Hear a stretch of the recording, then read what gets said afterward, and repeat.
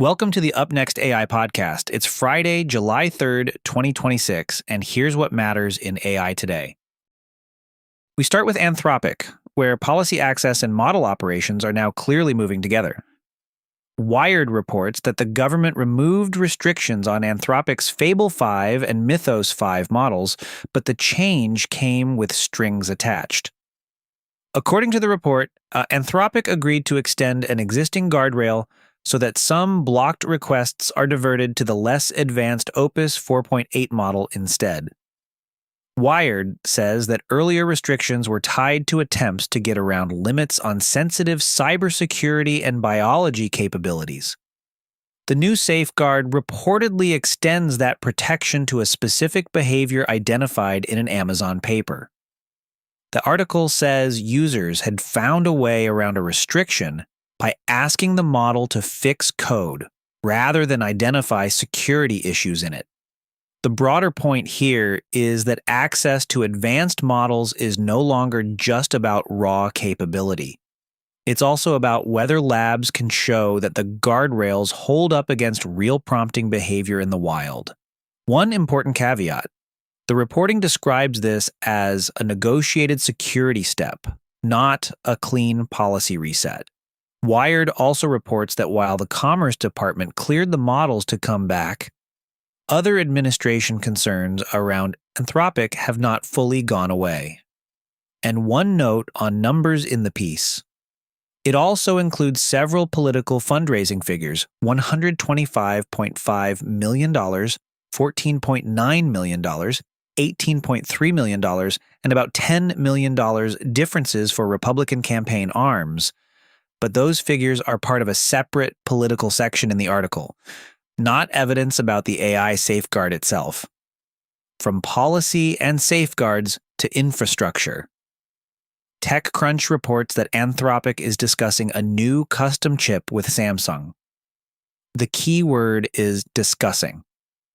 This is not a finished deal, and TechCrunch says Anthropic has not decided what the chip would be used for, how it would fit into a server, or how powerful it would be. Still, even at that early stage, the direction matters.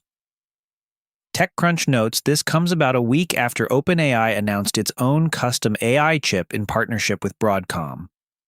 And Anthropic told TechCrunch that its compute strategy will continue to rely on a diversified hardware stack, including chips from Google, Amazon, and NVIDIA.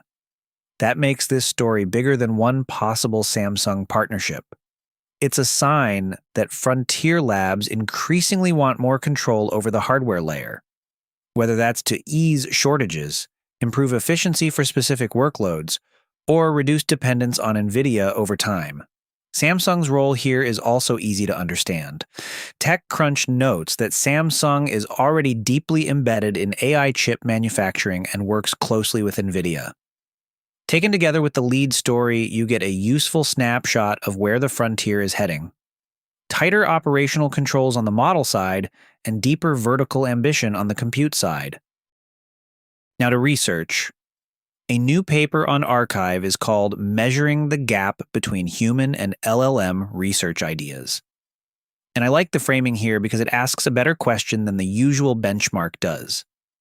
Most evaluations of AI-generated research ideas, the paper says, look at one idea at a time and score it for things like novelty, feasibility, or expert preference. These researchers instead ask how far model-generated ideas are from human-generated ones. In plain English, that means the question is not just, is this idea good? It's also, is this the kind of idea a human researcher would come up with? Or is the model circling the same patterns over and over? According to the summary, the authors build an evaluation framework for ideation using human research papers and closely related prior work that likely inspired those papers.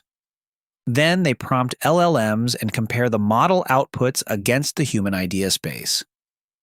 We do need one caveat here. The provided material does not include quantitative results, so we do not know from this packet how large the gap is or which systems performed best.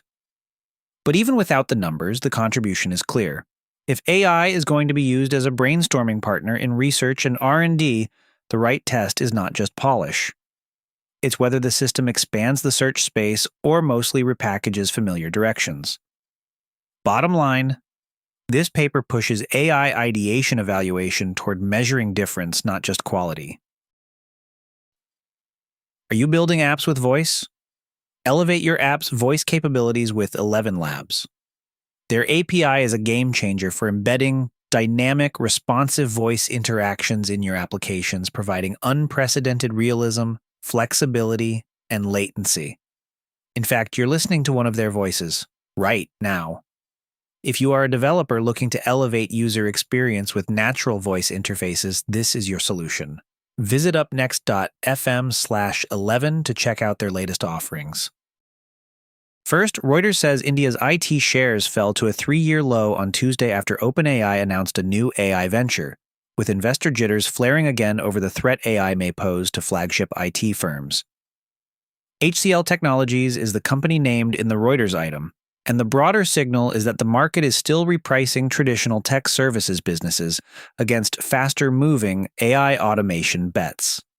Next, Meta has quietly launched Pocket, according to TechCrunch. It's an experimental app that lets people generate and share small interactive games or mini apps from text prompts. TechCrunch says the app first appeared on June 29 on the App Store and Google Play, and describes it as part of Meta's broader push to make AI creation tools more mainstream. Also worth noting, Simon Willison has released LLM coding agent 0.A0, describing it as another Fable 5 experiment. The project is a simple coding agent built on top of his LLM library, with tools for reading and editing files, searching code, and executing commands. This is more practitioner tooling than industry-wide news, but it's a useful window into how fast lightweight agent frameworks are getting more capable. And one civic media note. Fast Company says AI is now being used to create fake everyday citizens delivering manufactured political opinions on video. The piece describes that as a cheaper form of astroturfing, which is a useful phrase to keep in mind as synthetic political media gets easier to produce and harder to spot at a glance. Finally, a very brief, caveated mention from TechTarget. The item in today's packet is thin, but it points to HPE and Intel positioning themselves around AI and machine learning infrastructure. There isn't enough current reporting in the supplied text to build that into a full segment. So for now, it's simply another sign that incumbent hardware players want a louder stake in the AI build-out. Before we wrap up, a quick note. This podcast is generated with the assistance of AI and is intended for informational purposes only. All referenced articles, research, and commentary remain the property of their original authors and publishers. If you enjoyed this episode, don't forget to subscribe, rate, and leave us a review. And that's your briefing for today. Full source links are in the episode notes, and we'll be back Monday with What's Up Next.